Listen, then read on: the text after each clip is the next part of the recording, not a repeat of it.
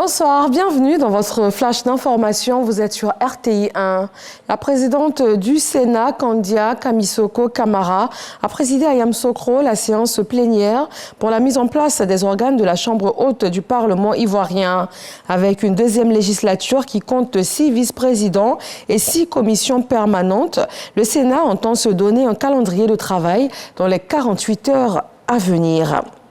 Plusieurs rapports de fin d'exécution de projets financés par la BOAD montrent que la non-maîtrise des procédures de passation des marchés est l'un des facteurs explicatifs des faibles taux d'absorption des crédits alloués aux États. Et c'est ce qui justifie la session de formation initiée en ce moment à Abidjan en direction des acteurs de la commande publique. L'objectif est également d'accélérer l'exécution des programmes et des projets. Lancine Bakayoko. En engageant cette formation aux procédures de passation des marchés, la Banque ouest-africaine de développement BOAD veut permettre aux acteurs de la chaîne de la commande publique de se familiariser avec les politiques et procédures dans la perspective d'améliorer les taux de décaissement des projets qu'elle finance en Côte d'Ivoire. Plusieurs rapports de fin d'exécution de projets financés par la Banque montrent que la non-maîtrise des procédures de passation de marché est l'un des facteurs explicatifs des faibles taux d'absorption des crédits alloués aux États. Il s'agira également de porter à la connaissance des participants les procédures et politiques de prévention et de lutte contre la fraude et la corruption de la BOAD. Il s'agit surtout de vulgariser auprès des auditeurs les dispositions à prendre pour accélérer l'examen par la BOAD des requêtes que les emprunteurs lui soumettent pour avis. Nous allons aborder les modules relatifs aux politiques de la banque en matière de passation des marchés. Nous allons également examiner les canevas et dossiers types. Et enfin, nous allons faire une ouverture sur les politiques de prévention et de lutte contre la fraude et la corruption élaborées par la banque. Une situation d'autant préjudiciable que la Côte d'Ivoire représente le plus gros portefeuille pays de la BOAD. Au 30 septembre 2023, la BOAD a ainsi financé 1111 projets publics et privés pour un montant global de plus de 7 800 milliards de francs CFA dans nos 8 États membres.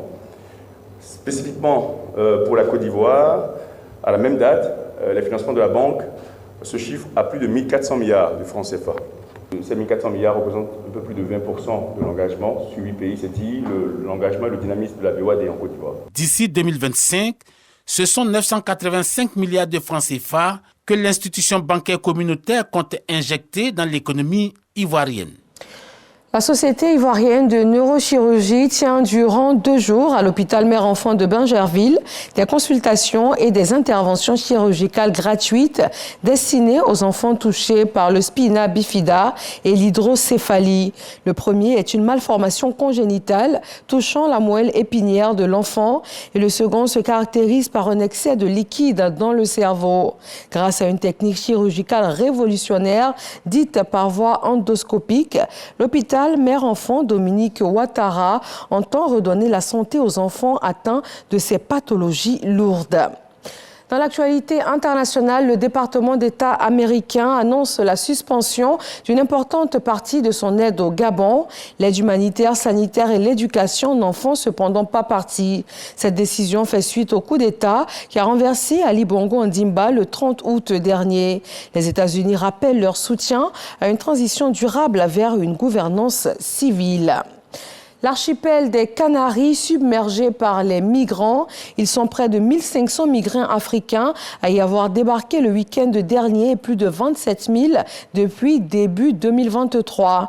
Les arrivées sont tellement importantes que les services de secours sont débordés. Les centres d'accueil sont pleins à craquer. Plusieurs organisations non gouvernementales dénoncent sur place une faillite grave de l'état de droit.